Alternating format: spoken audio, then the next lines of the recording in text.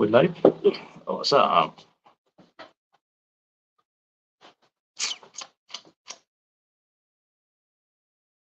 Good evening all. Hadi group. I see you guys. Marie, Ndunge, Julie, Clay. Thank you guys for tuning in on time. It's now 8:01 p.m. Thursday, the forget today's date, 18th. The 18th or 17th? 18th. Thursday, the 18th of July 2024.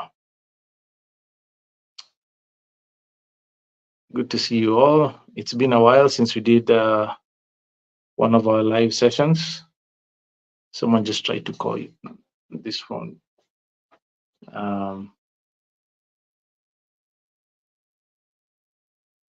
And it's refusing to let me put it on airplane mode. Okay. Paul Mark 20, I see you. Every one of you on TikTok, I see you. Thank you for making time to join us. House of Waridi, Babake Nani, Seth Containers, Rafika Solutions, Nai Baby, I see you all. Thank you for making time. We're also live on Facebook. Facebook and? YouTube and LinkedIn. Facebook, YouTube, LinkedIn, TikTok, Instagram. All right. As always, we're gathered today, this evening, to have conversations, Q&A on all things to do with land investments in Kenya, East Africa. My name is Solomon Wangwe. I am the founder of Goshen Acquisitions and Grand Acres, the most transparent land sellers in the world, not just Kenya. It's my responsibility to think that way. Otherwise, what's the point of doing it, right? So I'm excited for the next 57 minutes because we do this for an hour. We haven't done it in a while. Still trying to gauge your interest and engagement because you're the reason we do it. No point getting on these lives if you guys will not engage or participate. So hopefully we have good engagement today. So if you have any questions, comments, commentary, criticisms to make around land in Kenya, land investments in Kenya, an observation you made maybe over the last few weeks that we've not gone live, please feel free to share your questions in fast and furious so we can go through as many of them as possible. If you know someone you like, love, and respect that would benefit from the conversations we're about to have, please take a moment, share the link to this live with them so that they can join us before we get too far into our conversations. If you haven't done so already, make sure you like, subscribe to our channel so you never miss out.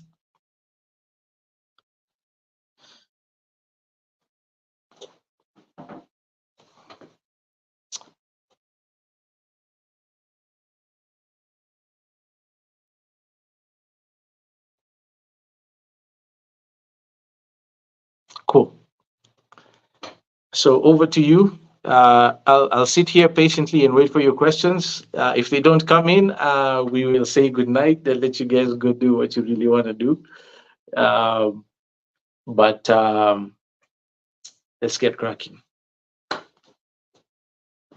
Great. First question in already from Instagram stories. This is from who? Can't tell. Okay. Help me understand the Haas property index because all I saw was Greek. In relation to that, what does 1.97 fold even mean?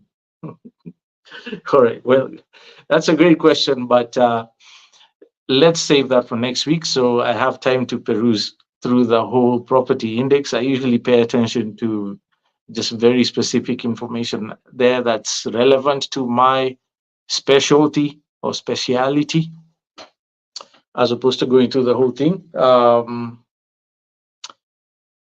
In general,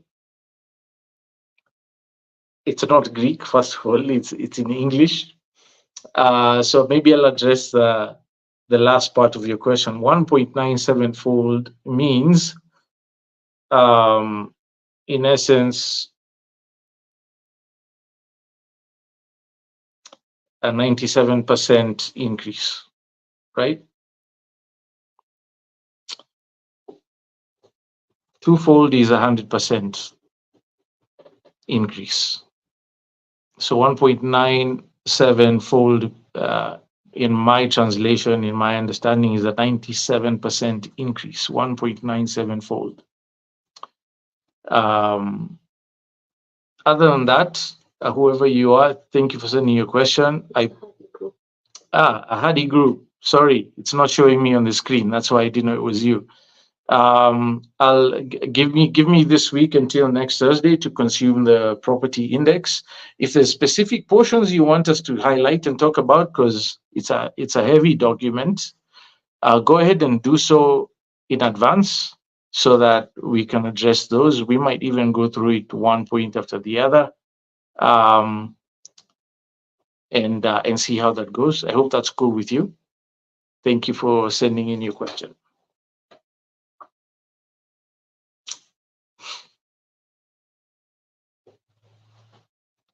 Tall underscore Armstrong underscore Mboya on Instagram says, "Hey, I know Armstrong. What's up, Armstrong? Good to see your name up there.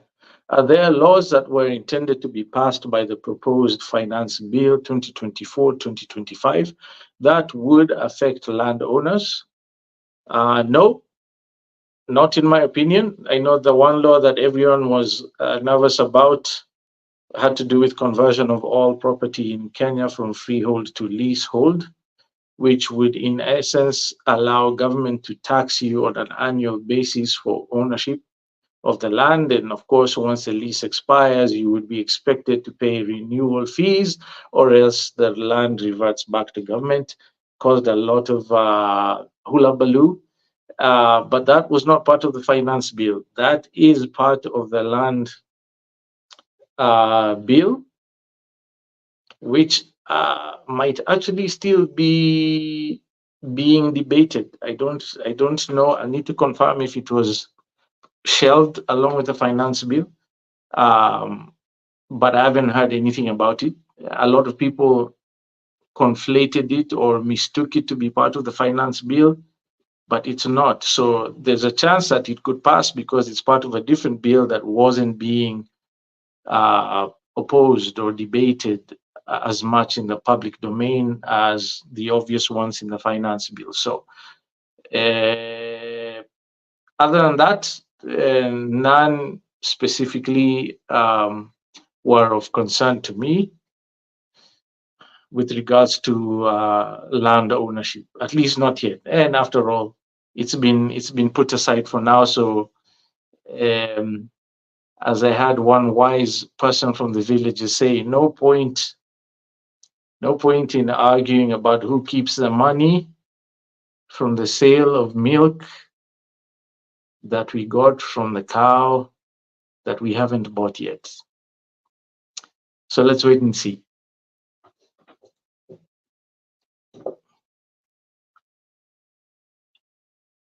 SG on TikTok. I must say I have learned a lot about land issues. Thank you, sir. Thank you, SG, for that kind compliment. Uh, it's fulfilling to hear you say that. Thank you.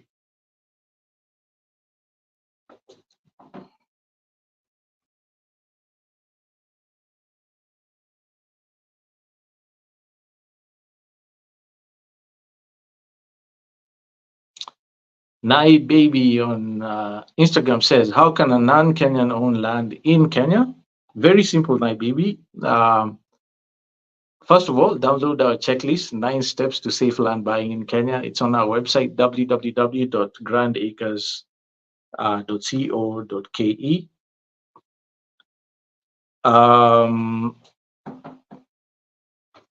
It's completely free. It's a free resource that we put together for you.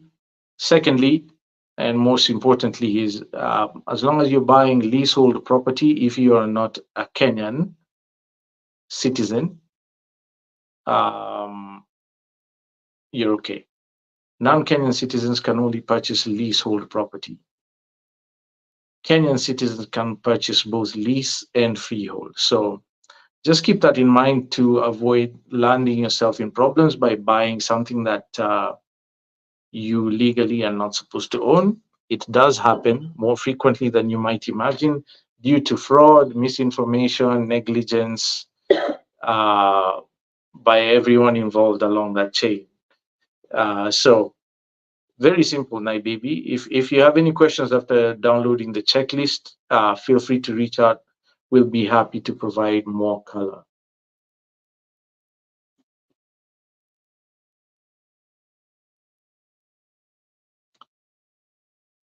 Waigumi Mwangi on Instagram says, what is the difference between joint tenancy and tenancy in common? All right. I believe the main difference has to do with what's the word I'm looking for? So tenancy in common has to do with shared tenancy, simultaneous shared tenancy. Well, joint tenancy has to do with, okay, let me put it this way. Tenancy in common has to do with simultaneous tenancy, but separate, simultaneous, but separate. Okay. While joint has to do with inseparability. You have uh, simultaneous and inseparable tenancy. I hope that makes sense. That's the first time we've ever had that question, actually. Big up to you, Gumi Mwangi. Thank you for asking. I mean, ultimately, as we always point out to everyone, if you're going to engage materially in any of these processes, please make sure you're working with a licensed advocate. Um, Make sure they're licensed. Make sure that if you can, that they specialize in conveyancing law, and you'll be safe. Don't try and do it on your own. Don't try and find out definitions on your own, even though we and many others out there are happy to share and give clarifications on terminology and that sort of thing. Make sure you engage a licensed advocate to help you.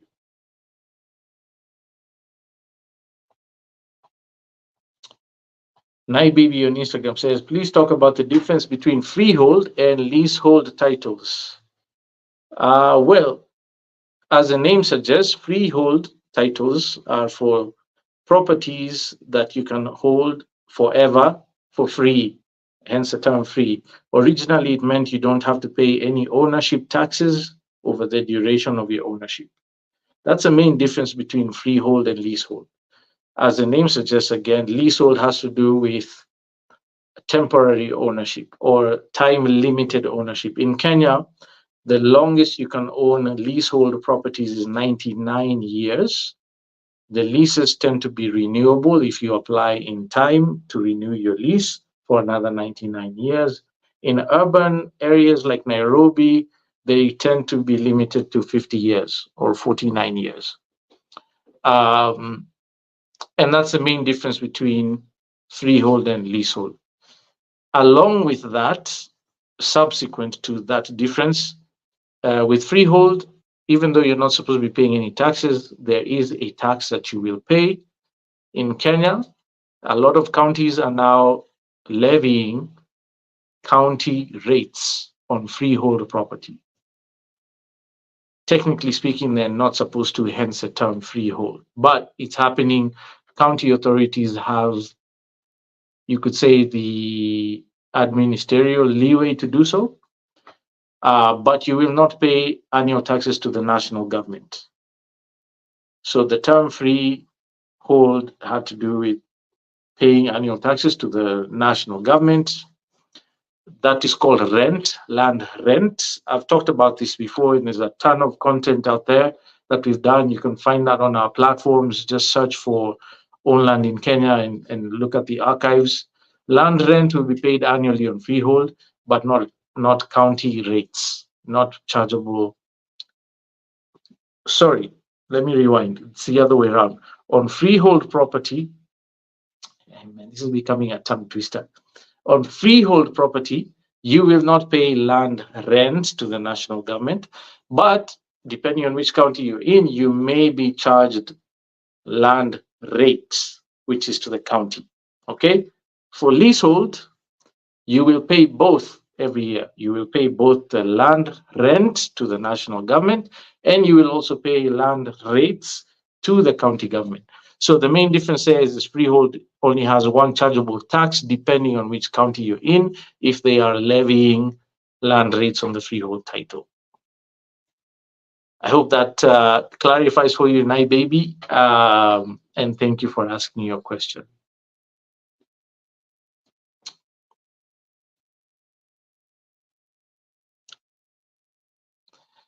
Hi Solomon, what advice would you give to someone who bought a parcel, then during the heavy rains that occurred earlier on, they then realize that the parcel is swampy in nature? Wow, what advice?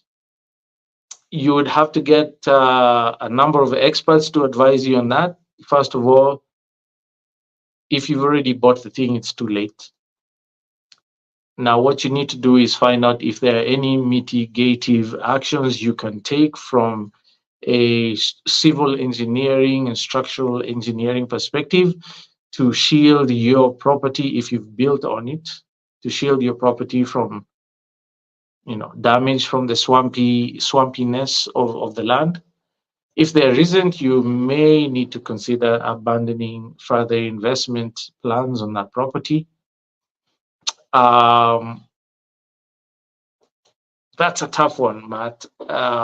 Ideally, you should have done your due diligence before you bought the land. If it's in a swampy area, a topographic survey, a land surveyor, you can even do hydrology or hydrological surveys if you like, just to understand. Also, it's a good idea to check with WARMA, the Water Resource Management Agency, which is the authority in Kenya that manages issues around riparian lands, flood plains, and that sort of thing. Management authority. So, given that you've already bought the piece of land, I think your only option now is perhaps to do hydrological studies, talk to a civil and structural engineer, and see what you might be able to do. If it's possible to drain the land by digging trenches at specific places to make sure that water does not collect and retain on your parcel, do that, but you need the guidance of the experts. It's not something you can eyeball on your own.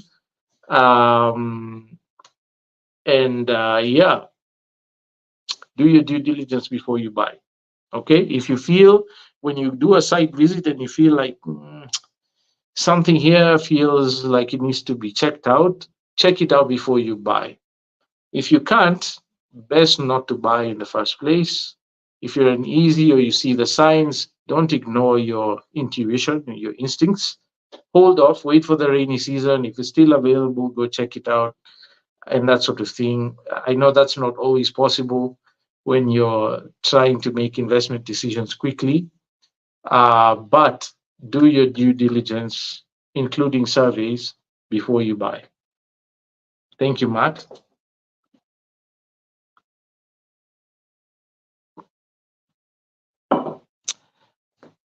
Waigumi Mwangi on Instagram again says, on my previous question, which tenancy is safe while engagement in partnership? I would say the one that allows you to have simultaneous but separate tenancy. So that I think that offers you some shielding from the other one, because the other one, you have joint fates, you have inseparable fates. What happens to one, the other has to be subjected to, while the other one allows you to perhaps wiggle your way out of any problems if the other partner has issues. But again, consult a licensed advocate who specializes in these matters, and you will get sound and more complete counsel depending on the specific scenario you're trying to think around. Thank you for that question.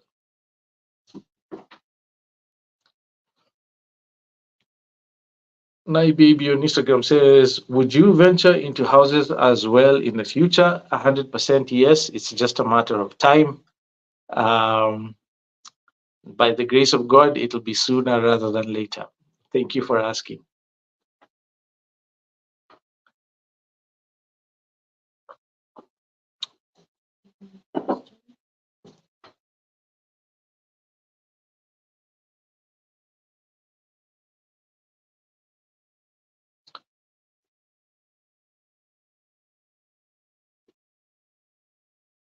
No other questions yet?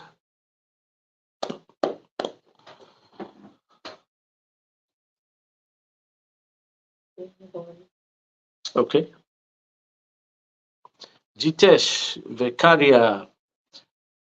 Greetings, Jitesh. Jitesh asks, do we have anything like white card? Yes, we do, Jitesh. White cards exist along with green cards for specific types of files for properties at the Ministry of Lands. Um, it's not something that we have too many details on. Uh, green card is better known than white cards, but yes, there is such a thing as a white card, depending on the specific property, what kind of title it holds, and that sort of thing. A licensed advocate can help you investigate further on that.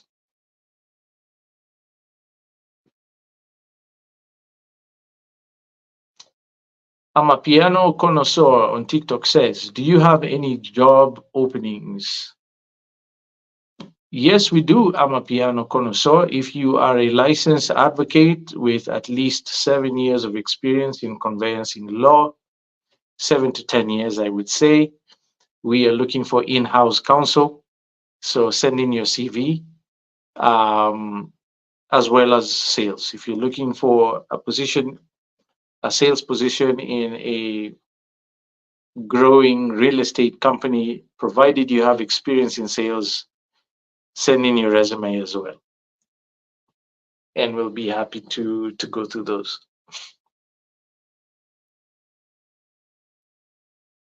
Hadi Group on Instagram says, anything upcoming in the coast? I have turned down several people because I just don't trust buying from them.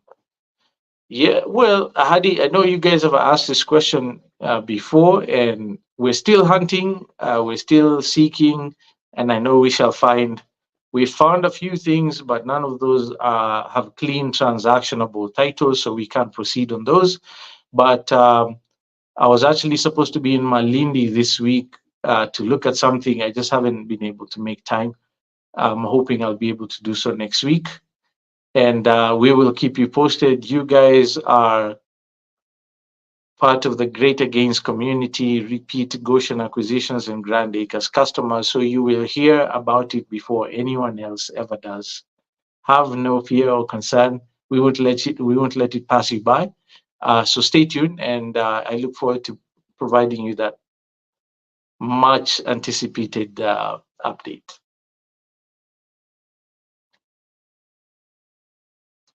Matt says on YouTube, what options does one have once you also discover that the seller encroached into a road reserve on one side of the mother parcel that was then subdivided and sold to multiple people? Well, it depends on I would say, just off the top of my head, I would need more details to be on point, but I presume the subdivisions take on a particular orientation or shape configuration. Now, depending on how much of those plots sit on the road reserve, um, those buyers may need to consider those a total write-off and loss, because the road reserves protections supersede, you know, things like you're describing, where someone subdivided and sold. Just because someone subdivided land that they encroached on and sold to other parties before it was caught does not mean that the people who bought the subdivided pieces are okay. No, they stand a chance of losing those properties completely altogether.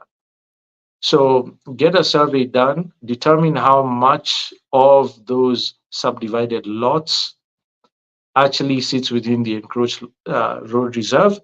If it's negligible enough that you can move your boundaries, do that quickly. It's a very specific process. A licensed surveyor has to help you with that, along with a licensed advocate. This may involve alterations to your mutation forms or deed maps in terms of the dimensions, shapes, and sizes. Okay, so you need to get the licensed professionals on the ground to make that assessment for you, but do it quickly. Don't wait. And for absolute certainty, do not invest any further on those blocks of land until you are clear about where you are safe and where you're not. Last thing you want to do is invest on the portions of those subdivided lands that gets taken back by road when the government decides to do something with the road. I mean, just a couple of weeks ago, for instance, I was being given a very harrowing story by someone, a friend of mine, actually, a good friend of mine, whose wife was vacationing in a house at the coast. I think it was Malindi, if I remember correctly. Anyway, the house was rented on Airbnb, and I think it's more of a long term stay as opposed to a weekend stay. At any rate, as it turns out, the property owner had the building sitting on a portion of their land that happens to be on road reserve, and the government simply sent bulldozers one random early morning. And this lady woke up to walls in the building that she's renting coming down. That's the last thing you want to have happen. So do not invest any further until you have clearly defined and demarcated boundaries as relates to the road reserve. So be proactive about it. If there's any way to reverse your transactions, your purchases, I will make that my first priority because it can be involving and distressing to deal with that. It can also take quite a bit of time because you have to work with multiple government agencies and offices to fix that. So if you can reverse or sort of get refunds for the land and surrender the land back to whoever sold, do that. If you can't, sort out your boundaries now. Do not invest any further. That's my 2 cents about that, Matt. Thank you for asking.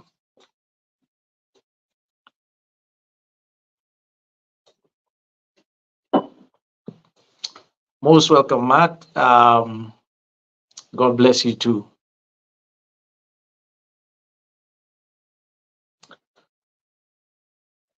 Jitesh Vicaria says again, what is the procedure to remove a person who has encroached the road reserve or refusing to get out of a road reserve? I think the first thing I would do is report the matter to the relevant authority. If it's a rural road, you report that to the Kenya Rural Roads Authority. If it's urban, there's the sister organization in charge of those. If it's a national road, then you report that to KENHA, Kenya National Highways Authority, um, and let them take care of that. I mean, unless the person is interfering with the use of your own property, there's not much else you can do other than blow the whistle, bring it to the attention of the necessary authority.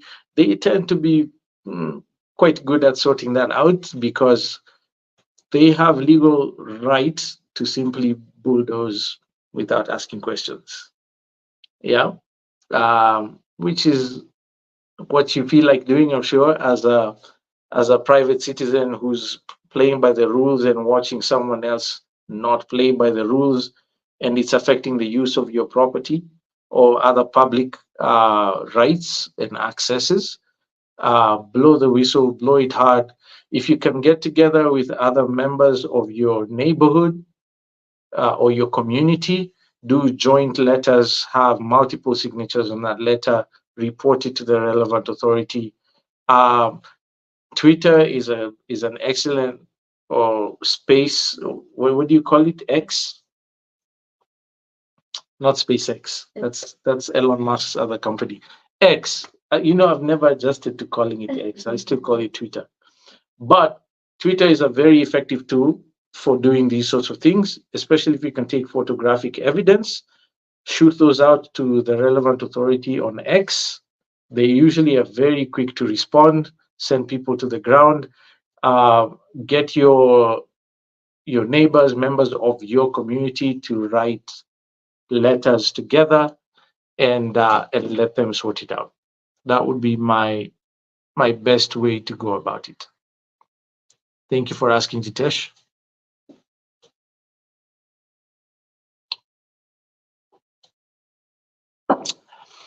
G8 on Instagram says, how do you incorporate? Question disappeared. How do you incorporate sustainability and energy efficiency into your developments? Well, I'd say for the most part, we focus on things like the road sizes, the widths of our roads. We tend to do wider roads than most other developers to allow space for greening. Okay, plant trees and that sort of thing. Um, Communal spaces, that's part of sustainability.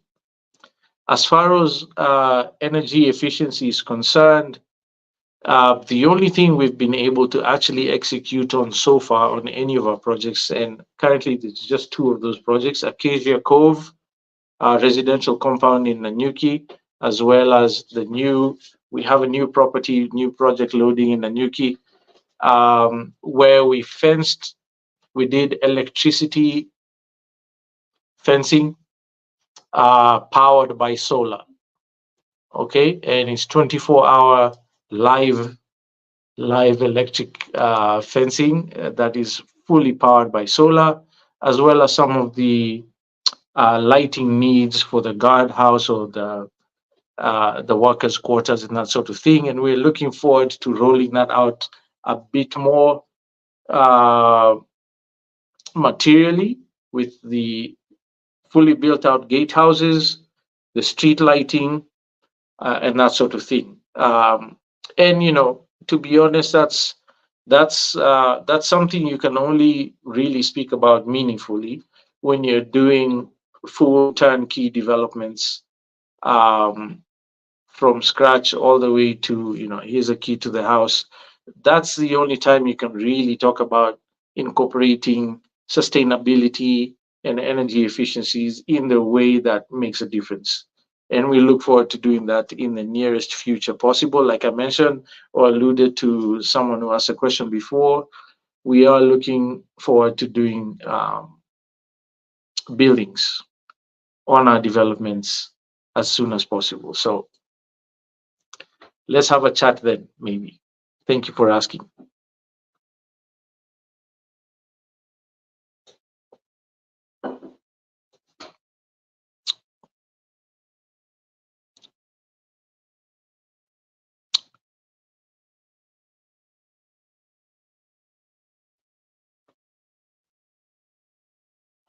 I guess we're out of questions. Yeah. Okay, it's now 8:35 p.m. Um, we typically go till 9, but we're happy to call it an evening if we've answered everyone's questions. Again, if you know someone you think might benefit from the conversations we're having, please share the link with them. After we're done, we always post these live Q&A sessions on our social media platforms for re-watching. So feel free to share those. Please make sure you like and subscribe. Like our videos because it helps the algorithms find more people like you who would benefit. So please do us that kind favor. If you enjoyed it, if you think it was beneficial, make sure you like, give it a thumbs up, and please make sure you subscribe so that you're notified anytime we're doing these sorts of cool sessions. And share with everyone that you like, love, and respect. Okay. Jitesh has another question. Okay, so Jitesh says, now that you are going into housing, could you brief us on the professionals to engage and how to do it? Well, Jitesh, we haven't yet gone into housing. We're looking into it. We've done the preliminary stages towards that journey, which obviously begin with master planning. Ideally, you want to work with a licensed architect, a good one, a creative one. Okay, architects will create the platform on which you build. Once you've worked with an architect, you need to work with a registered urban planner. Those are the ones who get approvals and licensing issued by the relevant county authorities for the uses that you're proposing, whether it's residential, commercial, industrial, whatever it is. You need to have the appropriate zoning for that land before you can actually build. Now, after working with a registered planner, you will also need to work with civil engineers, structural engineers, and you also need to work with mechanical, electrical, and plumbing engineers. Okay, that's a total of 5 different kinds of engineers. 3 of those tend to be combined into one, the MEP, mechanical, electrical, and plumbing. A lot of engineering outfits will sort of deal with those as a group, but you can also work with individuals. The more counter checking you can build into your processes, the better. You don't want one person handling everything because they can easily misrepresent things and cover over their own tracks to mislead you. And you only find out when it's too late and your toilets are backing up and you've done your housewarming party and all that sort of thing. You want to deal with licensed professionals first of all, and then have supervisory or counter checking measures for accountability. Okay, so again, structural, civil engineer, mechanical, electrical, and plumbing, besides your contractor. They will all need to work with your contractor. The person who's actually building has to work supervised by the 5 engineers I have just mentioned. Landscaping people. You will also need to work with Kenya Power if you're plugging into the national grid. Your electrical people can assist you with that. Beyond designing reticulation or power loading for your house or your houses, if you're building a cluster of homes, they can also help you engage the necessary authorities. Of course, if you're gonna take advantage of greening, sustainable energy sources, and you're looking at solar panels, those have to be designed as well. And your electrical person can do that with the help of your other engineers. So, in short, it's a lot, which is why we're taking our time to get oriented properly before we cut. We measure thrice, cut once, avoid mistakes because any mistake can be devastatingly costly, can actually bankrupt your project, whatever that is. So I look forward to sharing more as we garner our own experience or gather our own experience through this process, Jitesh. So stay tuned. We'll be sharing a lot of content around that as well and having these conversations with each of these professionals. So I look forward to that. And thank you for asking.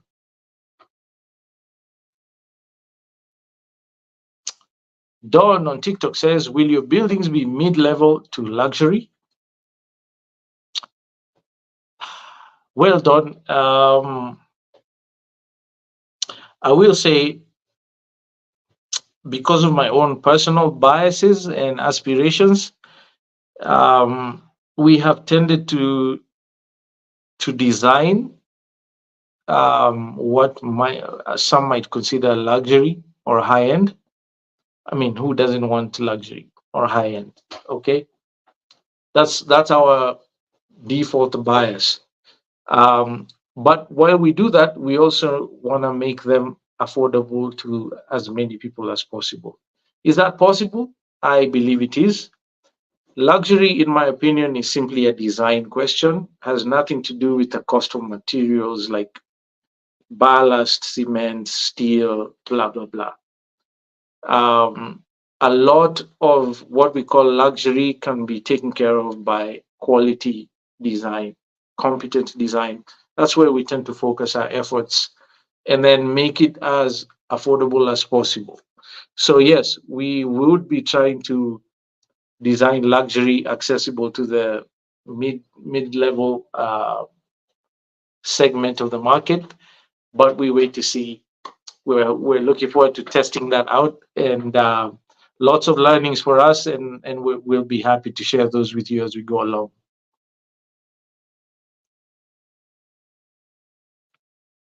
Ranger 5462 on Instagram says, I have done a diploma in land surveying, thinking of doing a bachelor's degree. Which degree can one do to be a licensed land surveyor? That's a great question, Ranger. I think you'd be best placed directing that question to the Professional Association of Land Surveyors in Kenya. They've been quite vocal lately with what's been happening at Tatu City over the last couple of weeks. So reach out to them. I'm sure they'll be happy to advise you on the best courses to take towards your journey to being a land surveyor. We're not land surveyors, so we're not the best ones to advise you on how to become a land surveyor. Um, but I wish you all success to you. Thank you for asking.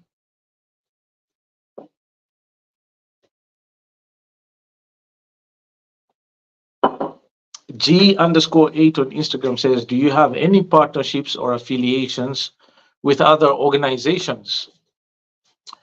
Yes, we do. But just so I'm clear, do you have an example of what you mean by organizations before I attempt to say which ones those are, if at all? I'll appreciate that. Hadi Group on Instagram says, will you be documenting when building the sequential batch reactor? 100% Hadi Group. Stay tuned. It'll be very well documented for everyone's consumption and benefit. I think that's something that we need to put out there as much as possible. Sequential batch reactors, for those who don't know what that is, these are miniaturized waste treatment plants.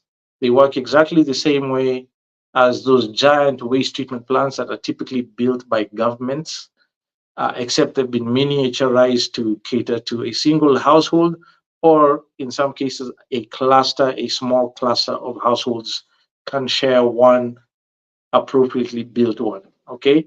And what a sequential batch reactor does, a good one, it'll process your waste from your toilets, all your gray water basically will be processed and recycled to a level where you can use the recycled water for landscaping. It'll be clear water. You can use it for landscaping, washing your vehicle, anything other than drinking or using in the kitchen, okay, or showering with. You can use it for flushing your toilet and that sort of thing, like they do in the UAE. For those in the UAE and the Gulf, you know, those countries up there do quite a bit of water recycling because it's a scarce uh, resource for them. And this is what a sequential batch reactor does. Much better for the environment than biodigesters or soak pits, because those tend to leach all that waste down in deep into the ground. In most cases, it would leach into underground waterways, aquifers, which feed our boreholes, which feed our rivers, and that sort of thing. And I know our environmental management agencies in Kenya are starting to discourage people from using soak pits. A soak pit is essentially a pit latrine kind of thing. Uh, Biodigesters were touted as the solution, but over time they end up leaching into the ground anyway. Sequential batch reactors, in my view, other than plugging into public sewer systems, if they exist, sequential batch reactors are the best thing for the environment because it actually recycles and processes the waste and produces good enough water for landscaping for the environment, which is an overall good thing because you're conserving water. Okay, so stay tuned. In short, Ahadi Group. Looking forward to that. Jitesh Bekaria says, how do we place a caution on our own land so that we can be secure? Um, hmm. Well, Jitesh, it's a fairly simple process, but there's certain things that prerequisites, I would say, before you can place a caution on your own land. You would need a pretext. A licensed advocate can help you put that together. Um, you know, in some instances, for example, if you're in the middle of a transaction involving the property, you haven't been fully paid yet, the buyer is giving you weird vibes, you can place a caution on the strength of your purchase and sale agreement, okay, to secure yourself up until the time that you are sorted out. If there are um, disputes in a family about who owns the land, what should be done with it. If succession is involved, succession disputes, I would say those would allow you to place a caution on your property. But you would need to have a conversation with a licensed advocate to advise you on the best way to do that. Because if you don't have the appropriate pretext for that, the authorities can refuse to register a caution on your own land. Okay, if there's no reason really to do so, they may resist your attempt to do so. So please consult a licensed advocate, provide them the background, and they can guide you on the best way to do that. A good way to achieve the same outcome, Jitesh, um, but different, is to, you could. So I know a lot of people, for instance, who have more land than they're using. They have land here, there, everywhere. It's far. They don't visit it too often. They're not really doing anything with it at the moment. Will actually surrender the titles to their bank, who will do valuations based on that valuation and your income records, which they should have as your banker. uh, they can pre-qualify you for a line of credit secured by your land. You don't have to draw it down. It's an open line of credit that you can use from time to time. I know people who do this just to have a quick access to funds when a good opportunity comes along suddenly. You're not scrambling to sell something. You can simply tap into the line of credit secured by the land.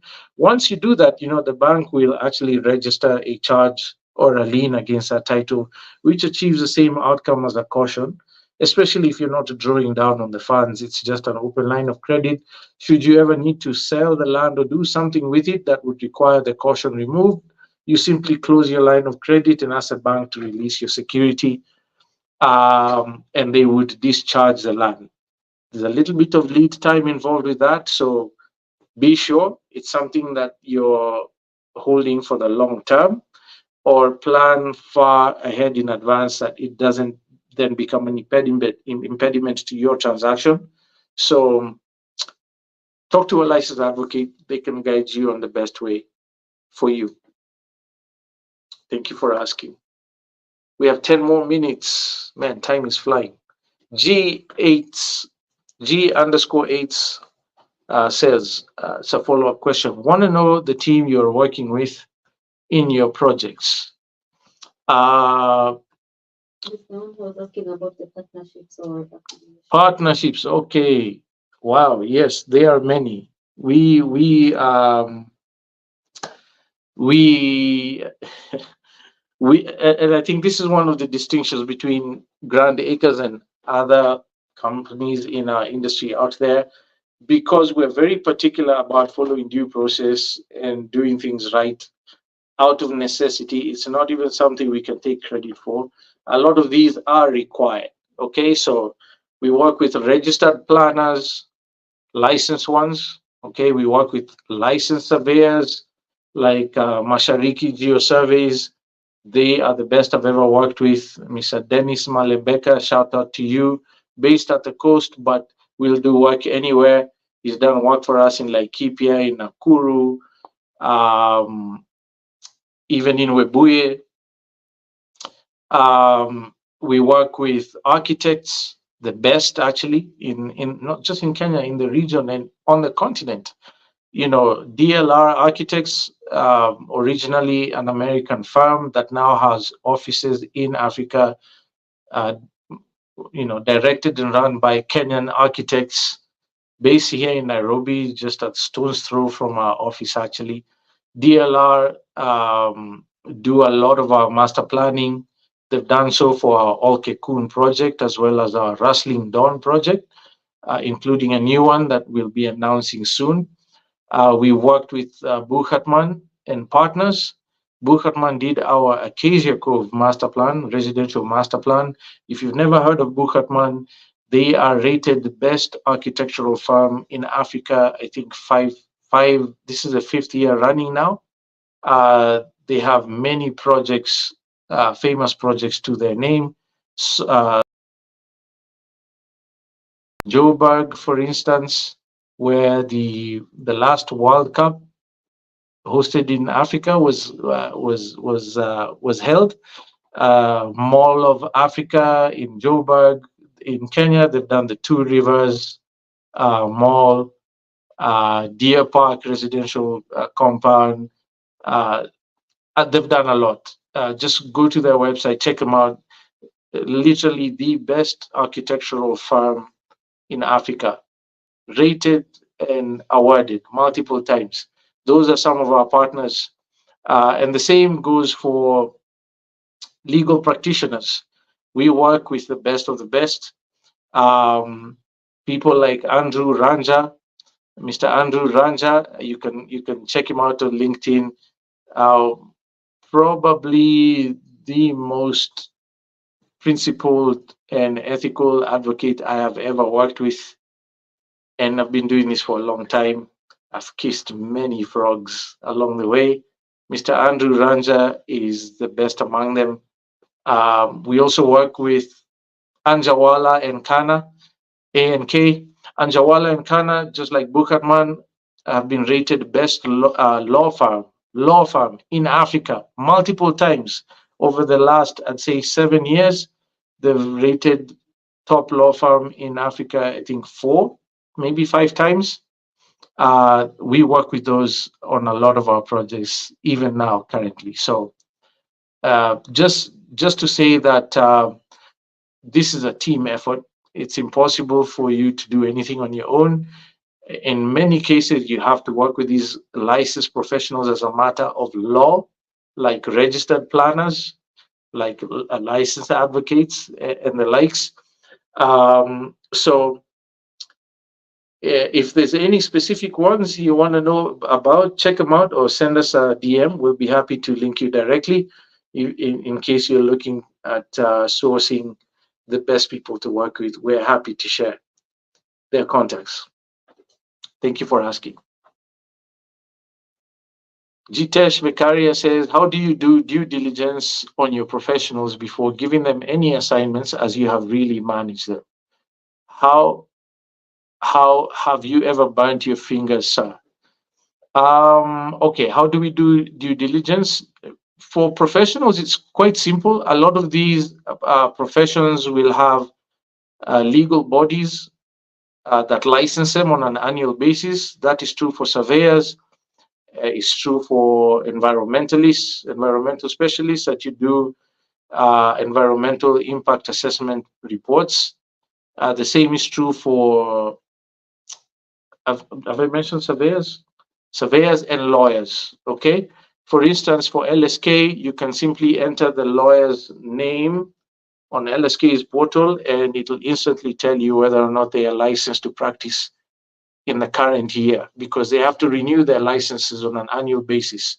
But before I even do that, I tend to ask them to provide their credentials, all their certificates to practice, including bonds, insurance bonds. Many of them are required to have insurance bonds, indemnities for their professions like lawyers and the likes, contractors.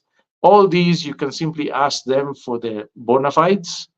If they don't provide you those, stay away. It's not your problem to help them get organized. And if they can't even keep their bona fides together, do you really want to trust them with your valuable project that you're spending probably millions, if not tens of millions of shillings on? No. So ask them for their bona fides and then check with the licensed bodies to confirm that they have not presented you fake stuff. Lawyers are also a great resource to use to do that due diligence for you, particularly those who have experience in a specific area you're looking at engaging, like construction. There are specialists in construction law, contracts, procedures, and that sort of thing. Find them, Anjawala and Kana, best on the continent. You can reach out, get guidance instead of trying to do it on your own if it becomes too much. Have we ever burnt our fingers? Uh, have we ever burnt our fingers? No, I can't say that we've ever burnt our fingers. Um, I will say we've had issues with deliverables where we're having to manage the professional more than we ought to get what we are owed as a matter of professional necessity, the basics. That has happened a couple of times, which again is why you need to ask around. Ideally, get referrals from people who've had good experiences. That tends to help a lot as well. But don't skip your due diligence, do it anyway, and you should be good to go. Thank you for asking, Jitesh. Margaret Mbai says someone attempted to subdivide our 1 acre plot into eighths without our knowledge, and we asked an advocate to do a caution, which is still in force. Yes, so that's a great pretext for having a caution uh, registered on your own property is if there's been attempted fraudulent activity on the property, and you can demonstrate that to the relevant authority. They will register a caution. That's a good one. Thank you, Mrs. Mbaye, for sharing that. We have time for one more. Hadi Group on Instagram says, can homeowners associations register a lien on a title? If yes, what's the process? Unfortunately, in Kenya, homeowners associations cannot register liens on a title. Our legal structures do not permit for that yet, unfortunately, or I should say maybe fortunately, depending on what side of the coin you're on. Yeah, not yet possible in Kenya, unless, of course, the property owner is borrowing money from the homeowners association or has accrued some sort of debt to the homeowners association for one reason or another. The homeowners association, at best, could probably just register a caution.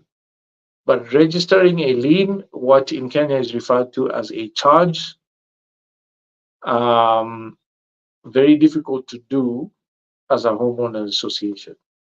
Okay, you'd have to demonstrate a lender default sort of situation to do that on a title. Now, if there's disputes, boundary disputes, for instance, between the property and land belonging to the homeowner association as a common amenity, perhaps you could register a caution. Um, you would have to demonstrate that with the help of an advocate. But registering a lien, I'm afraid the answer is no. And I thank you for that question, Ahadi Group. It's now 1 minute past our time. I want to thank every single one of you for making time to participate today. I look forward to the next one. I hope it's been beneficial. Share with everyone you think would benefit. Like, subscribe, hit the bell so you get notified when we put up something next time. And I wish you all a lovely weekend ahead and happy investing. God bless.